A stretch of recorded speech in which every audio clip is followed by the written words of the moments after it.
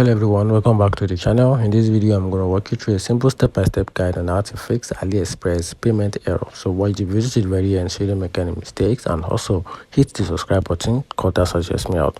So let's get started. The first thing to do is to check your payment details. Ensure your card number, expiry date, which is your CVV, and your billing address are correct.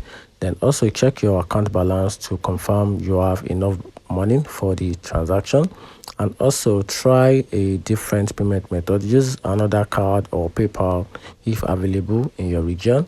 And also you have to go to browser settings and clear the browsing data and clear caches or cookies for the app. And also you can also contact your bank. If the payment is declined, call your bank to check if they are blocking the transaction. And also you can also go to the AliExpress and click on my wallet, then remove the unsaved card or re-enter your card details. And also you can also contact the AliExpress support. If none of the above work, reach out to the AliExpress customer service for further assistance. And that's a simple step-by-step guide on how to fix AliExpress payment error. Find the video helpful, turn on the share button and subscribe for more.